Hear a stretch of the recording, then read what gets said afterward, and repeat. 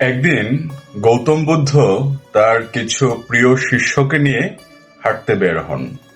হাঁটতে হাঁটতে গৌতম বুদ্ধ খুব বেশ ক্লান্ত হয়ে যান। তখন উনি এক শিষ্যকে দেখে বলেন, তুমি এই হ্রদে যাও এবং এখান থেকে কিছুটা জল নিয়ে আসো।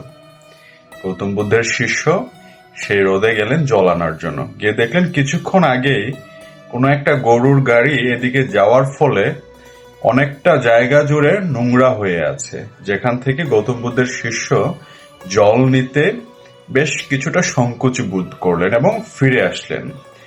ফিরে এসে গৌতম বুদ্ধকে বললেন যে, গুরুদেব, এমন ঘটনা, ওই হ্রদের জলটা বেশ নোংরা, কিছুক্ষণ আগে হয়তো কোনো কিছু পারাপার হয়েছে যার কারণে নোংরা হয়ে গেছে। গৌতম বুদ্ধ কিছুটা সময় অপেক্ষা করলেন, তারপরে আবার বললেন, এখন যাও। এবং শিষ্য যথারীতি সেই হ্রদে গেলেন এবং গিয়ে দেখলেন জল আগের তুলনায় বেশ অনেকটা পরিষ্কার হয়ে গিয়েছে। গৌতম বুদ্ধের শিষ্য একটা পাত্রে জল নিয়ে আসলেন, এসে গৌতম বুদ্ধকে দিলেন। গৌতম বুদ্ধ দেখে বললেন, এখন জল কিভাবে পরিষ্কার হয়ে গেল? তুমি কি কিছু করেছো?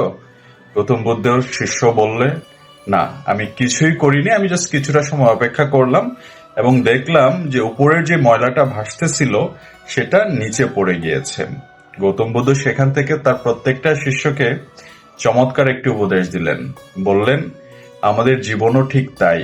যখন আমাদের মন অশান্ত থাকে, বিক্ষিপ্ত থাকে, পাগল থাকে বা সিদ্ধান্তহীনতায় ভুগি, সেই সময় মনকে শান্ত হওয়ার জন্য কিছুটা সময় দিতে হয়।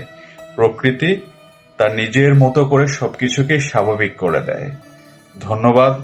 ভালো থাকুন, ভালো থাকবেন।